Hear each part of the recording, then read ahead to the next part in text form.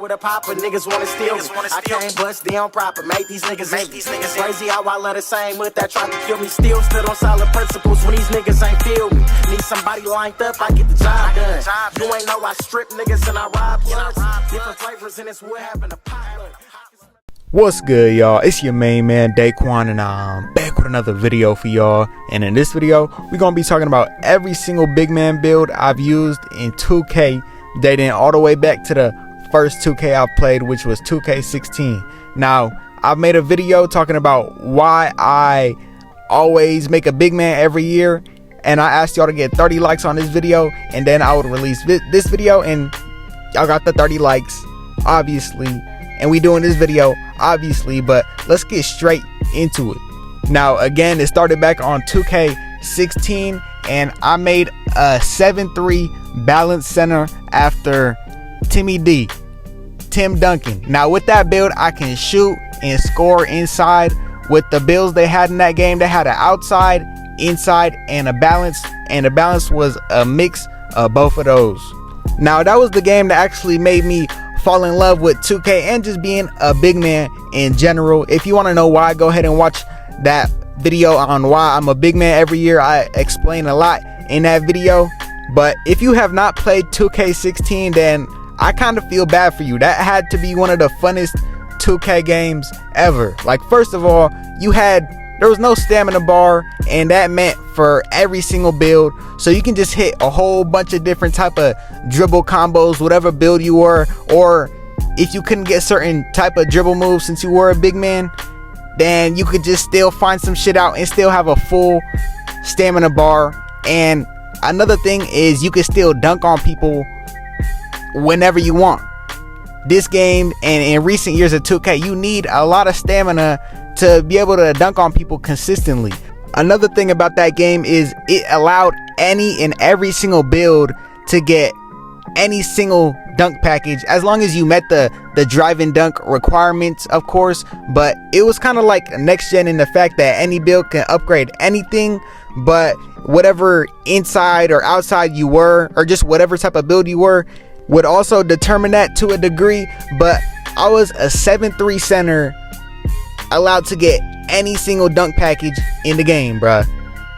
Also with contact dunks. Now every single build couldn't get contact dunks, but every single build could get any single badge in the game as long as you grinded for it in my career. Like, if you didn't play that game, then this shit probably doesn't make sense, but just trust me when I say the shit was fun. Now let's talk about 2K17. Now on 2K17, I played that shit literally for like 1 month, and it was like towards the end of the game. I forgot the reason why, but I just know I made either a post scorer or a rebounder, and I liked it, but I vaguely remember the game.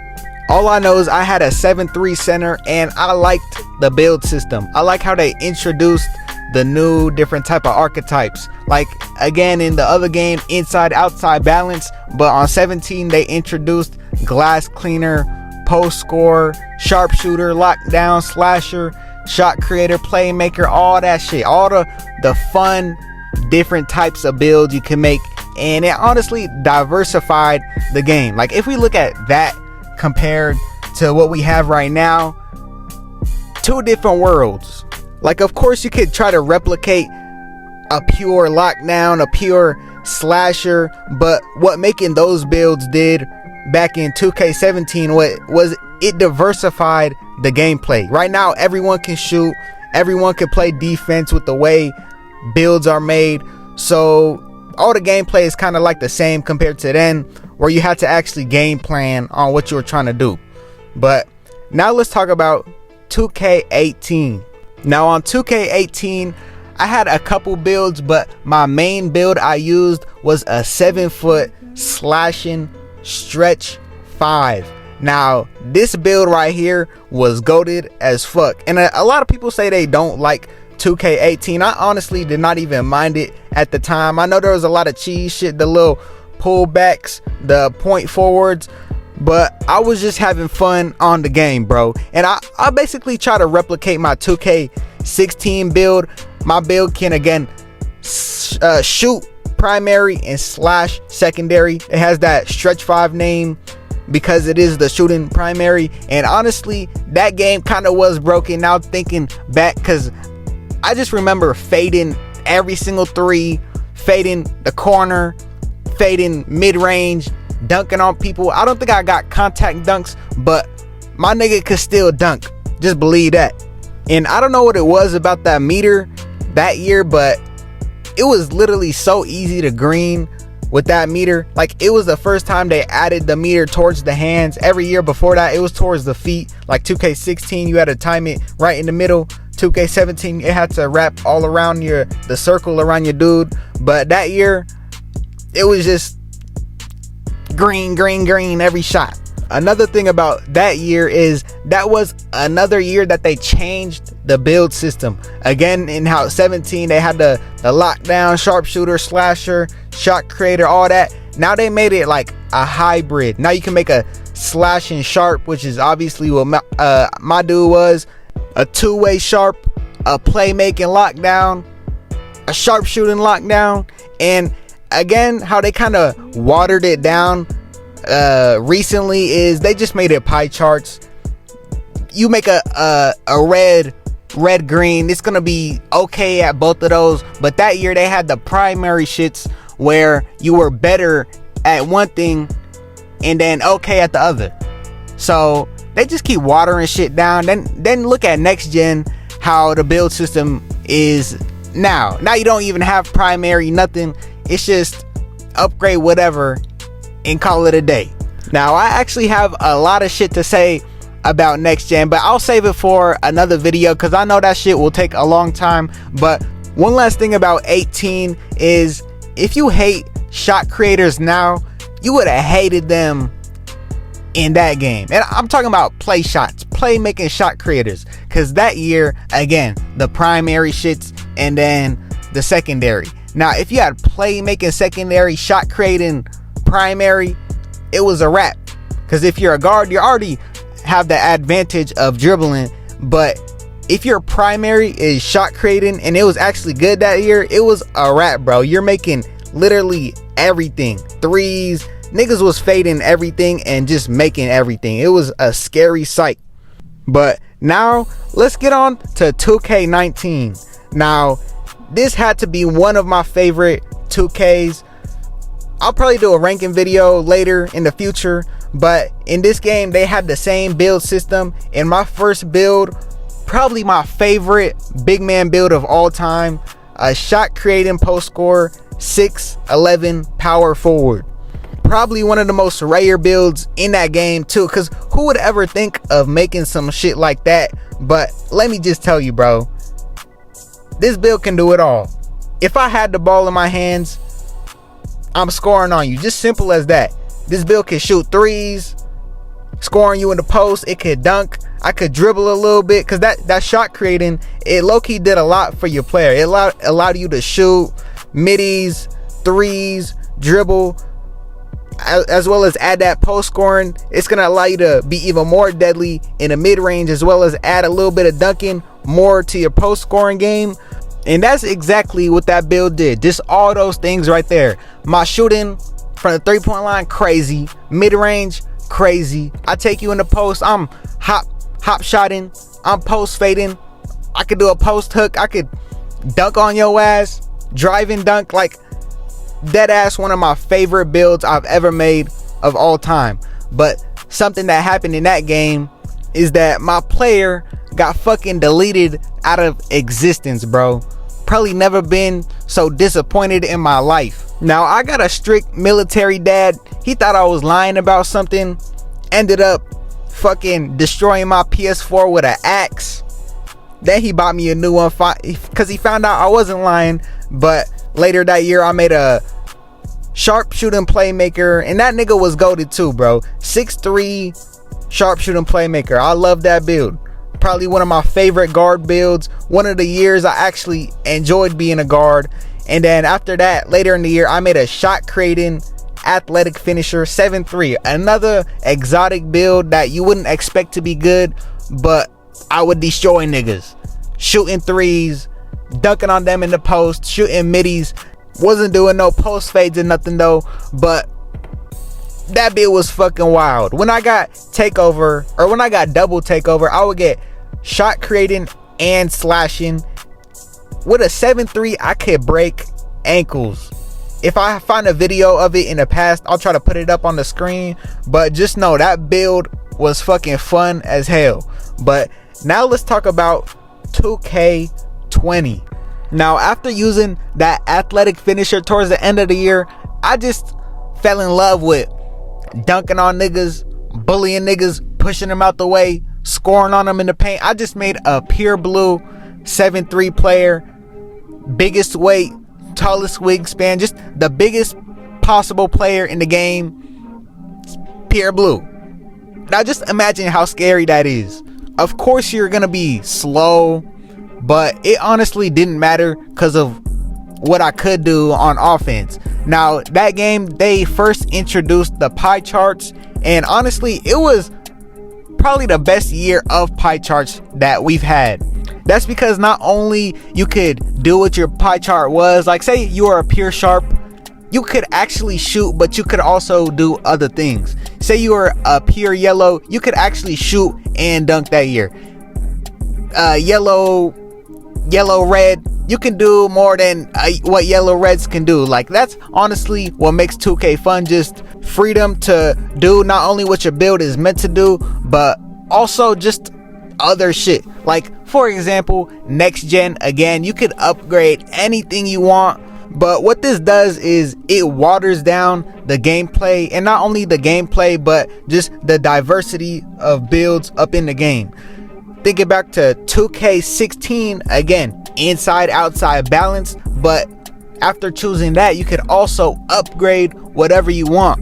Again, 2K19, 18, where they introduced the primary and secondary, that's the route I think we need to go back in 2K, just to make gameplay fun and have more meaning to it, more enjoyable. But back to what I was saying about 2K20, 7-3, pure blue, I could do whatever I want in the paint. Post hook, stand and dunk on your ass, make every single layup no matter what height you are. Like when I'm telling you that build was so dominant, that build was so dominant. Now being a 7-3, you are obviously limited to what you can do on defense on the perimeter, but later in the year I did make a pure sharp 6'5". Defense obviously better, but I needed to be a big man but be able to move around a little bit, so I made a 6'9" glass cleaner. Now it's not a glass cleaner with the type you see now, that's a red green pie chart. I was a yellow red pie chart, and I could still shoot, I could still dunk, but the defense was just so fucking good, bro. I actually still have the build video up on my channel. When I first started making my channel, it was towards the end of 2K20. If you want to go check that out, it's called like the Anthony Davis build. I got that nigga's college or high school picture when that nigga scrawny as hell with the glasses on as the thumbnail, if you want to go find that. But now let's talk about 2K21. Now every single year before this, I've always made basically the biggest center possible, but after using that glass cleaner towards the end of the year, 6'9", red, yellow, fast as hell, big man, I could shoot, dunk, play defense, again, I had to make a build that was just like that, except I had to add a little bit more dunking to it. So what I did, I made a blue, red, and this is probably the year that a lot of y'all started subbing to my channel, but easily top 3 builds I've ever had while playing 2K. That year was also probably one of the best years of slashing that 2K's had. Now obviously apart from 2K17, because again, builds actually did what they were supposed to do. Sharpshooters could shoot threes the best, slashers could slash the best, lockdowns could play defense the best. And this is another reason why we need to go back to that build system. Like, I'll keep talking about my build, but bro, the build system where we actually focus on the archetypes and what the builds can actually do will always be superior, because it diversifies not only the gameplay but the builds. Like, the path we're heading now is honestly pretty scary, bro. Like, I can't wait to show y'all the new vids I got coming out, cause it'll explain all this, what's going on. But as of right now, we can only hope and pray to get another build system like that. Like, it's obviously not terrible at the state it's at right now, but it could just be so much better. And I'm talking about on current gen. On next gen, bro, I'ma just save it. But back to about 2K21. Now, in my video about why I am a big man every single year, I explained a lot about just why my build was just so good that year. But to give a recap, my build just basically allows me to take control over the game, no matter if I'm on offense or defense, whoever I'm playing with, unless it's like another big man, because obviously I'm the big man and inside. At that, you can't have two inside bigs. It's terrible. Like, people will see you have an inside big man and hop on the spot right next to you. Like, what that tells me is you are trying to lose this fucking game. Cause where's the only place I could score at? The basket. How am I gonna score if you're right there? How are you gonna score if I'm right here? Now, of course, we could do off balls, have one inside control the ball while setting screens for a shooter. But half the time, no, most of the time, niggas do not know even how to play off balls or even how to score on their own. Sorry about going on a little rant, but a lot of y'all big man be straight ass, and that's why y'all be making these sharpshooters up out here. Sharpshooting big men I'm talking about. And again, I explained in my other video, I have nothing against outsides. It's actually easier to play with outsides for everyone on the court. But bring an inside big man who knows what they're doing with a guard who actually knows how to utilize an inside big man, bro.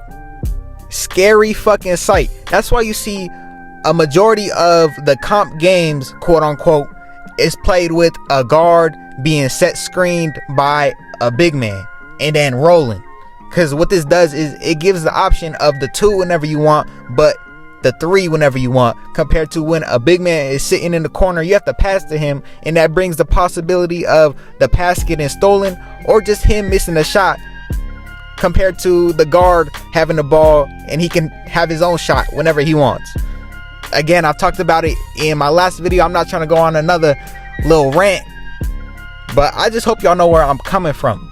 Now, with my 6'8" big man in 2K21, it allows me to score on my own but play to the full potential on defense and offense, basically. But now let's talk about 2K22. We can talk about next gen, then current gen, because that's how I started. I actually started on current gen, but my shit obviously got corrupted. I couldn't play for like a whole month. Y'all already noticed if y'all follow my channel. But on current gen, I made a 7-3 paint beast pure blue, basically the same build as my 2K20 build. I'm able to do the same exact shit, basically the same build, 7-3 pure blue, but my shit got corrupted again. Couldn't play that game, had to hop on next gen. And then on next gen, I made a 6'8" point guard, could basically do everything: shoot, dunk, play defense. That's another reason why that game is so watered down. Every build can do everything, but that is another reason why I did make my build a guard. Y'all already know I make basically big men every year, and I basically figured if everyone on this game could shoot, then I'm kind of forced to have to make a shooting build, because I'm gonna need shooting content. But thankfully I did get my current gen back.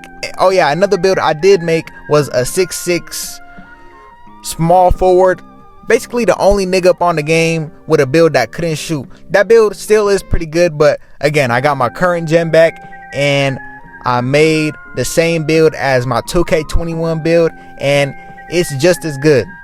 I've said this many times in the past and I'll say it now again, but I believe I have the best build in the game that cannot shoot. If you haven't checked out my build yet and you need a build, go watch that video, bro. I'll probably leave it in the description if you need that. If you don't feel like watching the video, I'll just say what it is now. I'm a 6'8" shooting guard, biggest wingspan, red blue pie chart, 235 pounds. Like, this build is, I know it from heart. Just know that. Easily top 3 builds I've ever made of all time. Now, last year, I would say the Duncan was again better. This year, they toned it down a little bit. They kind of had to. I was dunking on everybody. They probably toned it down because of me. Nah, I'm playing. But for surely still a good build. And again, with that 6'11 shot creating and post score, bro, if they add that secondary and primary build system back, best believe I'm making that build, yo. Best believe. Now, there's actually one more build I forgot to mention in this video, and it was a big man build from 2K21, 6'11 pure blue. I know I make pure blues a lot, but I just can't help myself, bro. If I haven't got the message across to you why already, then I don't know if I ever will. But if I were to rank my top 3 favorite big man builds, I'd say number 1, 6'11 shot creating post score. Number 2, probably either my 6'8 finisher from 2K21 or my 7'3 balance center from 2K16. I don't know who to put above who. Now, I'm actually gonna have another big man build video coming out very soon, so be on the lookout for that. But if you enjoyed the video, make sure you like, comment, and subscribe, and I'm out.